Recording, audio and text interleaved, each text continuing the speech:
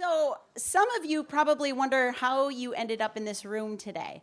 How did you end up being a local coordinator?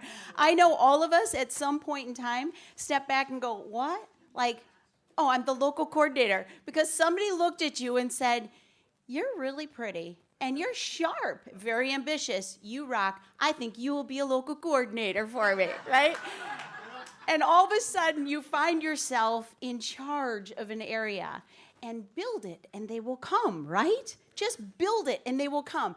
And what's behind the whole build it, and they will come? That's what I'm here to talk about today, because I think a lot of it comes with us being open to learning. So some of the objectives I want to invite you to cover with me today would be to become significant in what you're doing as a leader in your relationships. What are the behavior changes that we could be making based on how we're communicating with other people? How to learn about the common misgivings about confrontation and about power. Sometimes the word confrontation is not so much fun. Conflict resolution, confrontation. This is a journey we're all on together. I'm not standing in front of you today because I'm the expert. I'm standing in front of you because it's something I'm working on very hard right now. And I believe if we can get better at the communications and finding solutions and resolving issues and resolving conflict and being able to comfortably confront people, we could probably have much more positive environments within our local areas. I want to work on positively and respectfully confronting others so that it creates positive change. And a lot of this is going to come in with our language and the words that we're speaking. I want all of us to realize I am the message. What is it? I am the message. Thank you, Cullen. Thank you. Thank you. My words, my demeanor, my tone, my signals, my energy, what I'm giving off when I walk into a room, when I'm there running a local, when I'm pulling things together in the meetings, the council meetings, whatever it might be, that is the message that's being dictated to other people. I am the message. So you as coordinators, you are the message. What they feel from you is what's going to happen in your area. So we're going to talk a little bit about energy and frequency, conscious language, the words that we choose. We have so many limiting beliefs that come out of us on a day-to-day basis and so many things we say and we don't even realize it.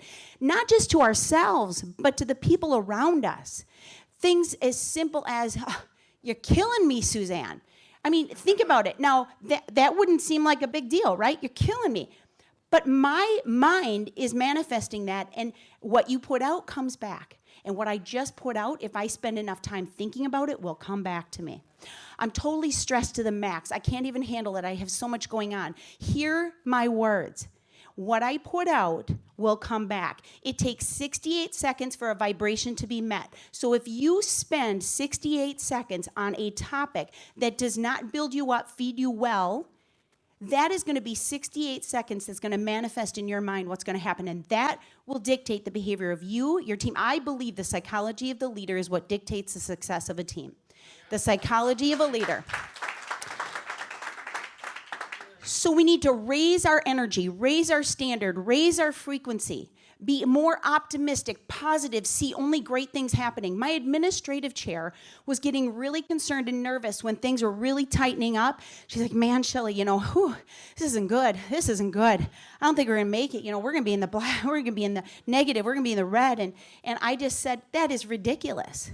Absolutely not. Not even. That, in my opinion, that is unacceptable. It's just unacceptable. So we're going to look at how we're going to continue on the right pace so that we grow and build. But that kind of conscious language is going to get us nowhere. I didn't say it like that to her. Obviously, I used more kind words. But the point was, those words don't come out of my mouth. Those words will not come out of my mouth. And then a good David Whiteism. It's hard to swim with pockets full of damaging word rocks. The other day, I'm talking to David and Stacy, and David, where does he come up with this stuff? I don't even know. But we're just talking. We're talking about words and how they can be damaging, and all of a sudden he's like, yeah, pretty hard to swim, and you got all them word rocks in your pockets. And I'm like, what? Where did you? Stacy goes, just for the record, I've never in my life heard him say that. That stuff just comes out of him. So, so I'm going to start David Whiteisms. I think it would be good. So So one of the key parts of communication is empathy. Having empathy. I didn't say sympathy, I said empathy. There's enough people in this world that consider themselves a victim of their reality. Their reality is that they are a victim of their environment. And so we don't need to feed into that. We don't need to pay attention to that. We need to be in the trenches with them. Empathy says, I can see this from your space. I can see this from your place. Empathy says, I'm caring enough about you right now to be present with you. I'm giving you my time. Time is the most valuable resource. And if somebody feels like you actually gave them time, you guys have no idea what that means to people. Doesn't it mean a lot to you? Yeah. Empathy says, I'm with you. We got this together. I'm with you. I'm in the trenches with you. Now let's do this thing. Let's do this. And when people can see that you have empathy for them, they're going to want to do better naturally. But in order to have empathy for someone, we have to understand the needs of humans. Every human has the same 6 basic needs. We have personality needs. These are not wants or desires. These are needs. What are they? Needs. Thank you, Cullen. Man, I'm learning from you, buddy. It's been enough years now that I've listened to you, and I'm finally picking up on it, right? Well, yesterday you explained it so well, though, Cullen, because I've always believed we need to take a look at our state, and we need to have a state change. I've always thought that, like somehow we got to shift you a little bit. Even at UBPs, just tip of the day, every once in a while, shift in your chair, sit yourself up a little bit, do a little something. That wakes the crowd up a little bit. It brings them back to the speaker. So if the speaker's not bringing them back, you might be able to bring them back in the audience. That's why this works. That's why we do this, right? Yeah. So personality needs. This is important because if we understand what drives that person, Drayton hit it yesterday. It was so funny, this coming out of Drayton's mouth, because I know Drayton pretty darn well, and I've worked with him a little bit to know. I mean, he is very laser focused. And Drayton, I think I went into this business the same way as you, thinking, everybody wants to make 6 figures, don't they? Isn't that why we're doing this? Don't you just want to make a lot of money and have time freedom? But some just want to be loved and hugged. Some just want to be loved and hugged, and certainly send them a Christmas card, right? So we need to understand what their needs are. There are needs for certainty, and I'm going to go through these on the next slide. Certainty, variety, significance, love, and then there's the spiritual needs, the needs that we all aspire, growth and contribution. And I really think that's a lot of us in the room. I think that's what really gives us that high, is knowing we impacted, right, Trina? Yeah, it is. I mean, I actually get a high out of that. Like, people say, why do you love being a local coordinator? By the way, I love being a local coordinator. I absolutely love it. I'm thrilled with it. Now, so I've carried this baton twice. Okay, I re-enlisted. And I re-enlisted reluctantly the second time, but it didn't take me probably 2 weeks to fall back in love with it, because we have so much more of a vested interest in the area. When you have a vested interest in your area, I'm telling you, who was it that hit 3 levels when they took over local coordinator? Bonnie. Every time I took over local coordinator, I hit new levels. I tell people, this is the truth. I think it's because we have so much more interest. But my needs are being met too, because I have a very high need for significance, if you haven't guessed. I have a very high need for significance. So when I feel like I'm significant in something, I'm impacting, I'm paying it forward, I'm making a difference, that feeds me, it fills me up, but not everybody's the same. So let's talk about these a little bit. The need for certainty. Certainty is a survival need. You will do anything to avoid pain and gain your desire. You want control. Now, everybody goes at this a little different. We all have the same 6 needs, but we all get those needs met in different ways. So understand that the way I might get my needs met could be very different. My certainty needs could be very different from the way Jim gets his certainty needs met. Some people go to church every single weekend because that keeps them very certain that they're doing the right thing as a Christian. That gives them certainty. Variety. How many of you love surprises? No, you don't.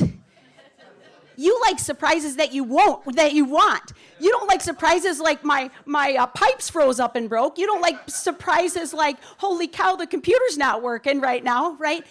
You like the surprises that you want, but you're the person that enjoys some variety. I grew up in a very chaotic environment. To this day, if you watch me in any given day, I was told Tony, if there was a video camera on me, I don't know. I'm nuts. I'm kind of nuts. I'll be up and down my steps like 35 times, and I'm like, that's it, work it. It's not because I'm working out. It's because I just run up and down doing stuff. I mean, it's crazy. I'm a crazy human being. But this is variety. Something suddenly drops in my lap, and I kind of get off on that. Tony is the exact opposite.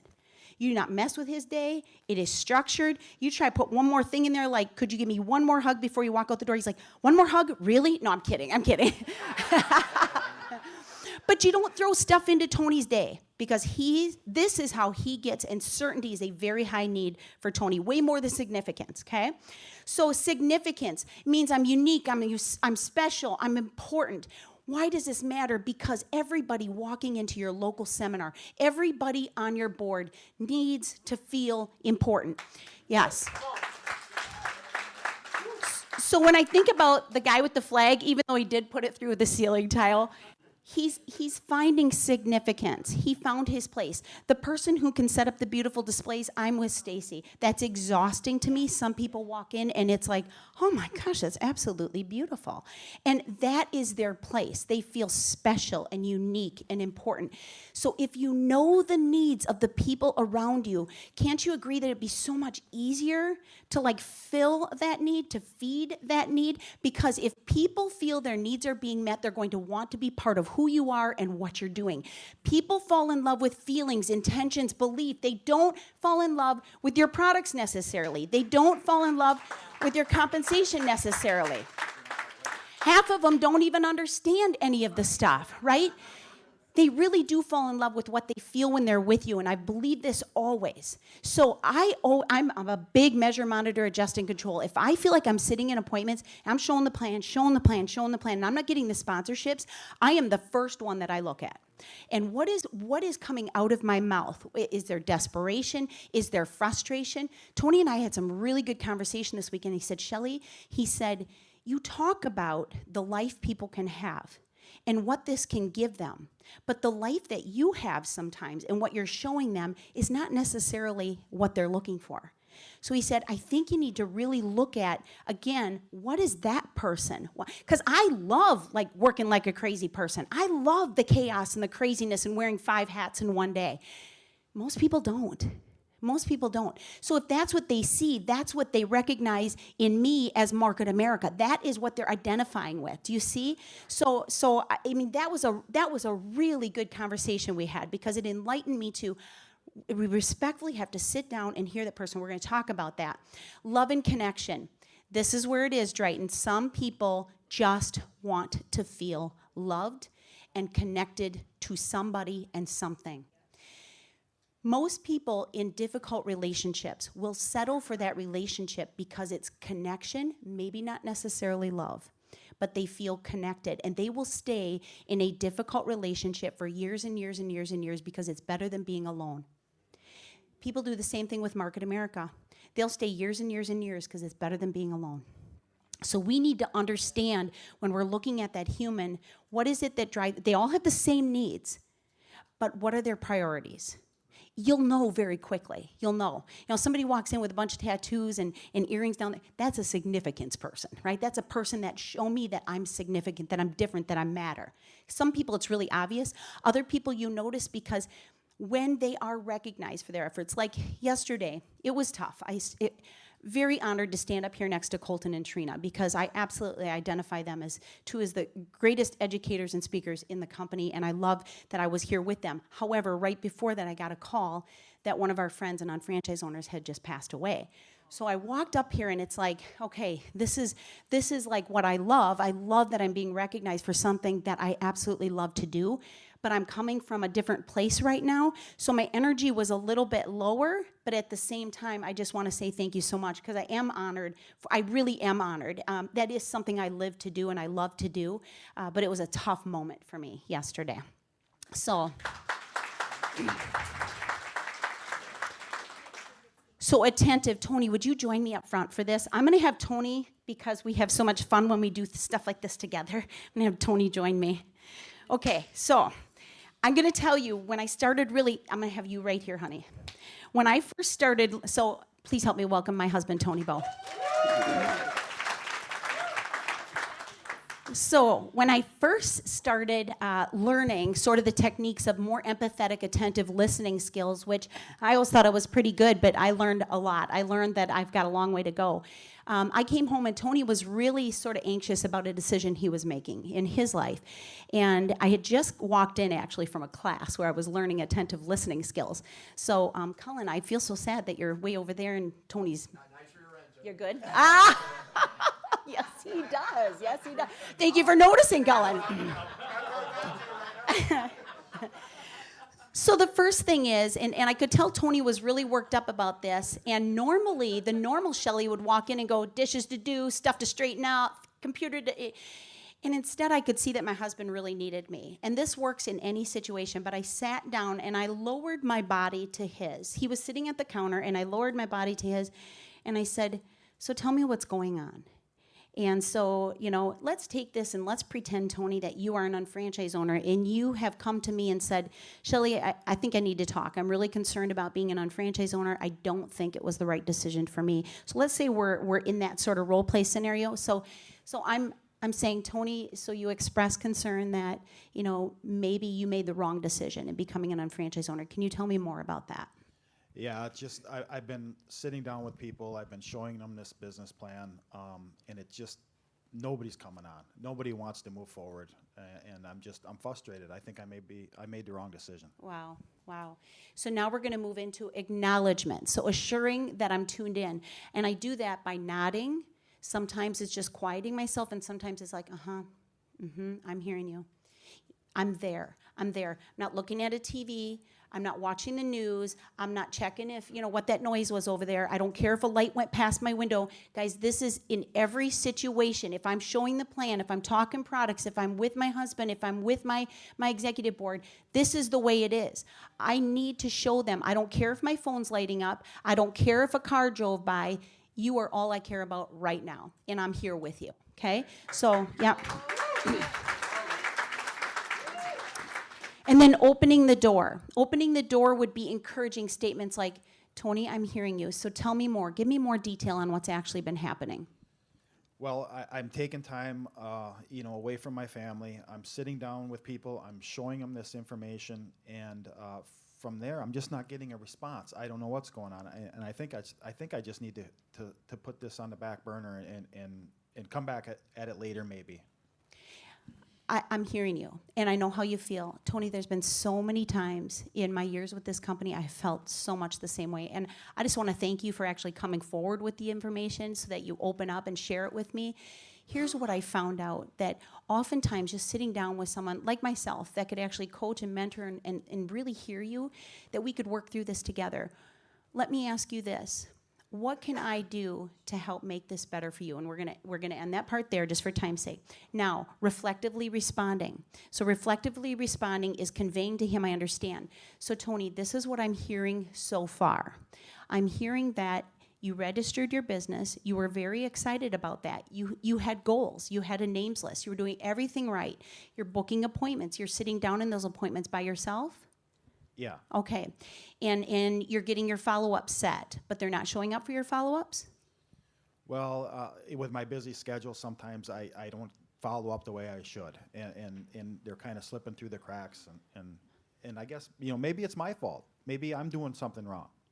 Well, I don't think it's that you're doing anything wrong, Tony, but I will say this. I'm here with you, I'm in this with you, and I'm going to help you through this. So we're going to come up with a plan. And if we can come up with a plan, do you think that it would put your mind at ease and you'd want to move forward? Absolutely. Okay, beautiful. All right. So power. Power isn't a bad thing, but power has done a lot of bad things. So think about it. When people power up over others, all of a sudden, I'll give you an example of this. We had our All-Star, you can see her. I had our All-Star event last weekend. And at the All-Star event, when I walked in, chairs weren't set up right, stage wasn't set up right, tables were in the wrong place, people weren't there on time. And that part of you, can anybody relate, fires up a little bit? Whew. And I am I'm glad I'm not the only one. And then you're running around, and in the midst of all this, for some reason, you are the only person that has all the answers. Shelley, where should I put the flag? Shelley, how many tables do we need? Shelley, why do you have the chairs up there? Where do you want the chairs? Should we have water? Do you need hot water? I'm like, isn't there a physical chairperson around here somewhere, you know? And you can see, though, that we get a little fired up and we get a little bit like this power trip. And pretty soon we're directing and we're demanding and we're telling people. Now, does that feel good to anybody? Absolutely not. So we really need to do what a lot of the trainers and speakers have been telling us to do, and that is get things in order beforehand. So we're doing the best we can to prevent those things from happening, and then take it for what it is and chill out. It's all going to be okay. But when people feel you like that, they will flee, fold, and freeze. They will run from you. They are not necessarily going to want to be on the council. They are not necessarily going to want to be at the next event. Now, I'm going to cover a little bit on feedback. So we'll go a little quicker through this, Tony. But with feedback S.B.I, situation, behavior, impact. So when you're giving or receiving feedback, you always want to make sure that it's based on a specific observation. Be timely with it, specific, timely, and describe it without judgment. So an example would be, Tony, in the meeting today, when the tornado sirens went off and you started just gathering everybody and getting them to safety, I just want you to know that that showed a lot in your leadership abilities to really work with people, man. And I want to thank you for that. Thank you. Awesome. So this was a real life situation. We had a tornado happening when I was doing a training, and I'm just duplicating Jim Winkler. We had a tornado when I was young in the business. He didn't stop, so I didn't stop. Right. That's what I said. I'm like, really, guys, you think this tornado's really going to cause damage to our meeting room? Yes. Right? I think I was pregnant. And I'm like, Jim, I'm pregnant. Does that excuse me? I have to protect my child, you know? So it was so funny because I shared with them, I'm like, relax, people. Sit in your chairs. Big deal if it's all windows and you can see trees flying by. And then Sue takes over and she's like, Shelley, I'm just going to make an executive decision. We're getting the hell out of here, people. So another example would be when I asked to join your accountability group, you said you didn't need to be held accountable. And I just want to thank you, Tony, for taking the time to really think that through so that you could understand how important that is for your growth and duplication. So I'm giving him another real life situation where Jim asked me to be part of an accountability group, and I'm like, no. He's like, I think you need to think about it. So I thought about it, and I decided I would do it, and it's been the best decision I ever made, right? All right, so with feedback, make sure and ask. Now, this is tough, guys, because a lot of us are type A personalities. You know, we're sort of in charge, and we're running the show, and it's our way or the highway sometimes. And so it's tough sometimes to humble yourself and say, you know, thank you for bringing this to me, Tony. You know, I really appreciate this. It's going to help me in the future. So ask specifics. He cared enough to bring something to my attention. Whether he's right or wrong is not my decision at that moment, but I need to appreciate him for the feedback. I need to focus on understanding what he is sharing with me, and I need to give it some time so I can process it. So this will help me make decisions in the future, Tony. I appreciate you taking the time to share this with me. Guys, we need to humble ourselves. They said build it and they will come, so you're sort of in charge, but at the same time, being a good leader means we're humbling ourselves to the human in front of us, right? All right. Courage is the capacity to confront what could be imagined. Can you imagine your area doubling in size this next year? Could you imagine everybody working, one team, one dream, no animosity, no adversity, no awkwardness, can you even imagine? So if we can imagine it, it's possible. But we may need to confront some of the issues that are causing some of the awkwardness and the anxiety and the tension, right? All right, so let's get into F.B.I, which is what actually put me up here in the first place. So I talked about F.B.I when I did my local seminar over in Kansas City. So F.B.I would be feeling, behavior, and impact. When I confront somebody to resolve an issue, I need to construct my confrontation message. And I construct it in 3 segments. Feeling, Tony, I feel confused when you ignore me in passing. Okay, so I feel confused, behavior, when you ignore me in passing. and what is the impact, and it's causing me to think you don't like me or I've done something to upset you, okay? So, feeling, behavior, impact. Another one. Julie, I'm feeling concerned. How am I feeling when you don't respond to my messages, the behavior, and it's causing me to question if you still want my help?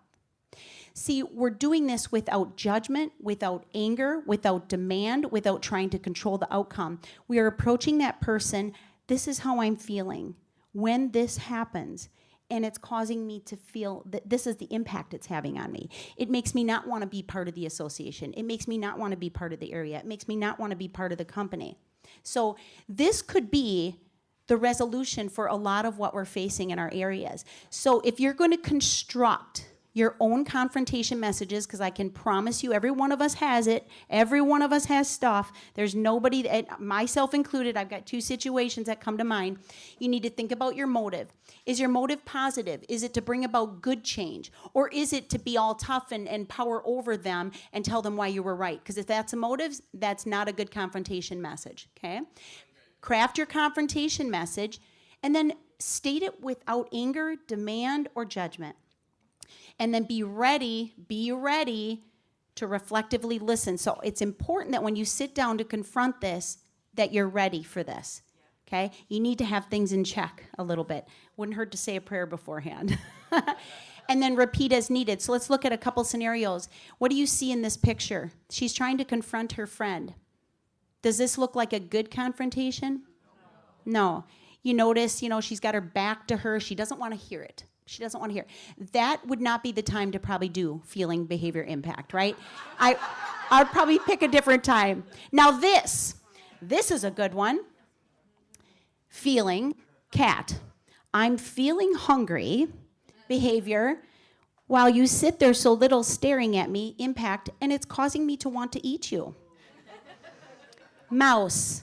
I'm feeling nervous, behavior, when you stare down at me like that, all strong and powerful, impact, and it makes me think you want to eat me, right? Right. So this can work in any situation. Here's another scenario. Does this look like a good confrontation to you? No. Guy's angry, other guy can't make eye contact, right? So it needs to be the right setting, the right time. You need to chill down a little bit, okay?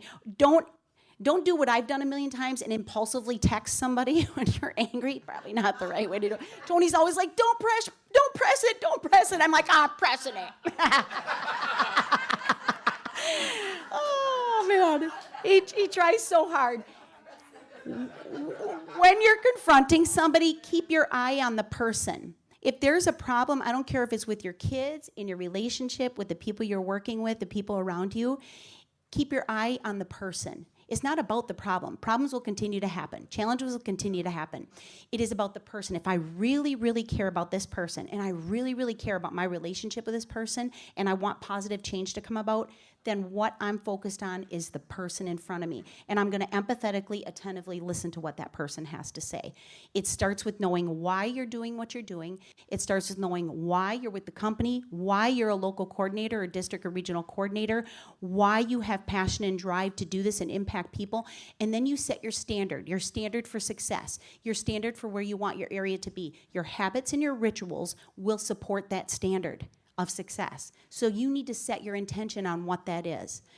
I can tell you this, you can't change your future, but you can change your habits, and surely your habits will change your future. Thank you.